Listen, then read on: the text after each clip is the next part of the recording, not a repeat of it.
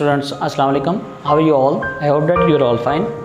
Welcome to my YouTube channel The Hope 786. Please subscribe the channel and click the bell icon so that you can watch my next video. जी students, आज B English third year lecture number 2 के साथ मैं आपके साथ हाजिर हूँ। Lecture number 2 में हम पोइम्स कर रहे थे स्टूडेंट्स, जिसमें पोइम्स नंबर 2 है तातरी, जिसे तातारी भी बोलते हैं। कुछ स्टूडेंट्स तातारी बोलते हैं, कुछ तातरी बोलते हैं। Basically it is a Tartary word and it is a tribe. It is an imaginative word into the world of realm, and Walter de la Mare was the writer, was the poet of this beautiful imaginative poem. He was born in 1873 and died in 1956.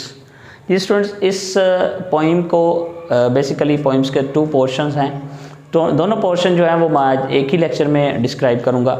एक तो हम इसकी पूरी poem पढ़ेंगे, उसमें जो difficult meaning है उसके बारे में आपको बताऊँगा, पोइट का क्या कहता है वो बताऊंगा। दूसरे पोर्शन में फिर मैं आपको थीम, इसकी कलर स्कीम और इसके जो इमेज है, या रोमांटिक पोइट है, पोइम है या नहीं है, इसके बारे में आपको बताऊंगा। Basically just like W.H. Davis, Walter de la Mare was also a naturalist poet. He was a poet of nature. So he has also described about the poor life that is, a man is is living in this modern world, a life of luxury, and we have missed so many delights, so many simple delights. और इसने इसीलिए imaginary world में जाने की कोशिश की है और अपने जो रीडर्स हैं उनको बताने की कोशिश की है कि इमेजिनेटिव वर्ल्ड में रहें, और इमेजिनेटिव वर्ल्ड में जो है वो आप इस तरह मैं चाहता हूँ कि हो। और उसकी पोइम का जो स्टार्ट है वो इफ़ से हो रहा है, and if is very if has very importance in this poem as well. If, चलें students, let's begin with the poem, and it is a painless, that the poet is living in painless life, जिसमें कोई pain नहीं है। He does not want to suffer any more. Start करते हैं पहले कॉटन से। If I were lord of Tartary, अगर मैं ततारी का बादशाह होता, my self and me alone, मैं और सिर्फ मैं तन्हा, my bed should be of ivory, IVORY। Ivory basically हाथी के दांतों का बना हुआ बिस्तर होता है, and it is very difficult to make a bed of ivory. Ivory is famous in Sri Lanka and also in South Africa as well. Of beaten gold my throne. Throne basically जो है king के उसको कहते हैं, chair को कहते हैं, royal chair को कहते हैं, बिटन जो जुड़ा हुआ हो। एंड इन माई कोर्ट, देखें उसने पोजेस किया हुआ है, माई कोर्ट मेरा अपना सहन। शुड पीकॉक्स प्लांट, जिसमें मोर जब नाच रहे होते, डांस कर रहे होते।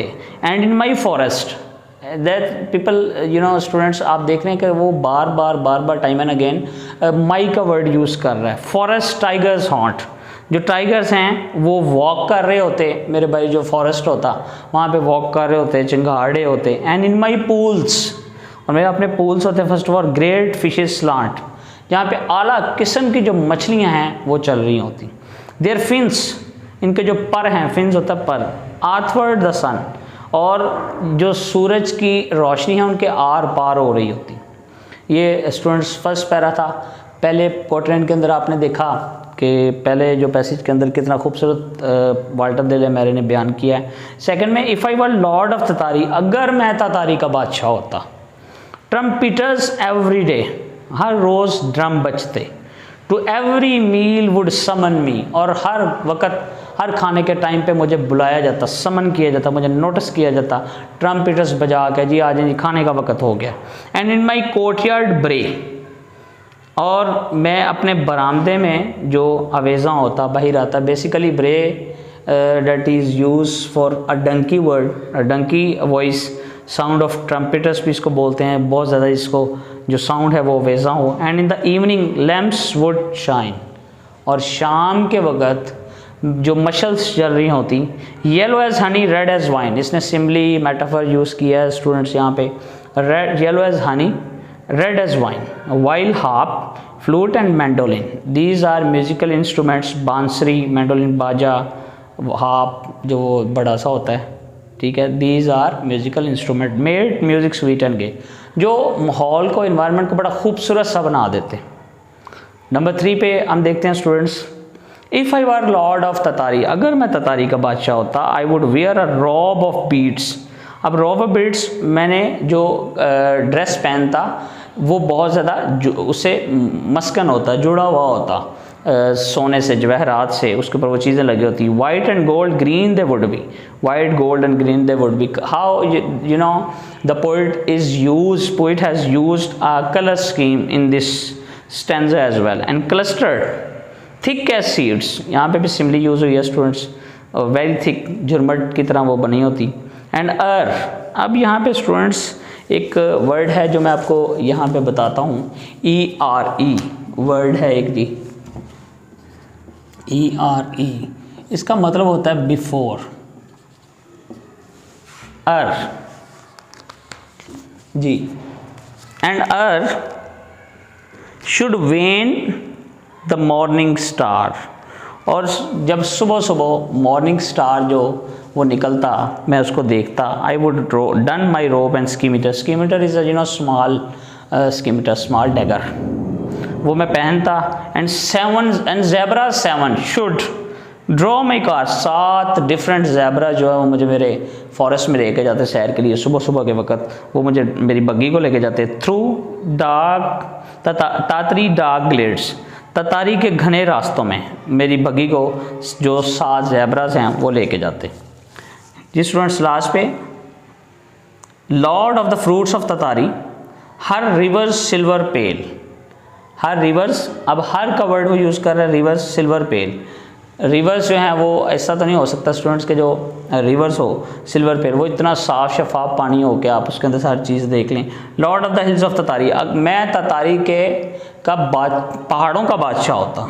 अब देखें आप कितना वो जो है इमेजिनेशंस क्रिएट कर रहे हैं। ग्लेन, नैरो वैली को बोलते हैं, narrow valley, glen, GLEN, glen. Thicket, wood and dale, her flashing star, her scented breeze, her flashing star, चमकता हुआ सितारा, हर सेंटेड ब्रीज, चहकती हुई आवाज़ें, ब्रीज, ठंडी हवाएं, फ्रेगरेंस से भरी हो, हर ट्रेमलिंग लेक्स, और ट्रेमलिंग लेक्स, इस तरह ट्रेमलिंग जो कांपती हुई लेक्स होती हैं। लाइक फॉर्मलेस सीज, यहाँ पे भी झाग का, उसने जो समुद्र की झाग का बना हुआ उसने वो बताया, लाइक फॉर्मलेस सीज। बेसिकली आप ये देखें यहाँ पे भी उसने सिमली यूज़ की है। हर बर्ड डिलाइटिंग सिट्रन ट्रीज, अब सिट्रन जो है वो ट्रीज़ का एक नाम, वहाँ पे उसके चकोतरे को, जो सबसे ऊपर वाली जगह होती है, वहाँ पे बर्ड जो है वो वहाँ पे बैठे होते और डिफरेंट्स जो है वो बोलियाँ बोल रहे होते और सॉन्ग गा रहे होते। इन एवरी पर्पल डेल, हर घाटी पर, हर जगह पर। ये स्टूडेंट्स फर्स्ट ऑफ ऑल तो यहाँ पे जो अभी मैंने आपको पोइम पढ़ के सुनाई है, अब पोइम के बाद दूसरा जो पोर्शन स्टार्ट स्टूडेंट्स होता है कि इसके अंदर फर्स्ट ऑफ ऑल थीम कौन सा यूज़ हुआ है। The poem is a journey into the realm of imagination, जो इसका सफ़र है, जर्नी है, वो इमेजिनेशंस की तरफ है। नंबर 2 पे कलर स्कीम्स ने जो यूज़ किया है, white, yellow, green, golden, purple, इसका बेसिकली इसका बहुत इंपॉर्टेंट सवाल भी है, what does the colour effect in this poem. Colour effect वाला जो क्वेश्चन है, very very important question in this poem as well. Number 3 पे इमेजरी, जो सेंसुअल इमेजरी, सेंसुअसनेस इसने यूज़ किया है। He touches all the senses of a human being, taste, smell, touch, hear and see, 5 smells होती हैं, 5 senses होती हैं, 5 को उसने यूज़ किया। And it is a romantic poem itself, और ये रोमांटिक पोइम है स्टूडेंट्स। इसके ऊपर क्वेश्चन जब बनेगा तो इमेजिनेशन वर्ल्ड पे बन सकता है, और is it a romantic poem पे बन सकता है। What do you understand by Tartary an imaginative world, इस पे बन सकता है। कलर स्कीम पे बन सकता है स्टूडेंट्स, और इसके अंदर सिमली यूज़ हुई है, मेटाफर थोड़ा सा यूज़ हुआ है स्टूडेंट्स, लाइक एज का वर्ड के साथ, yellow as honey, red as wine, ये वर्ड्स। स्टूडेंट्स ये आज का लेक्चर नंबर 2 था। उम्मीद है आपको आज का मेरा लेक्चर नंबर 2 पसंद आया होगा, ये पोइम पसंद आई होगी। अगर आपने कोई भी क्वेश्चन पूछना है स्टूडेंट्स तो आप कमेंट बॉक्स में आके पूछ सकते हैं, और काइंडली मेरे चैनल को जो है वो सब्सक्राइब कर दें। Thank you very much.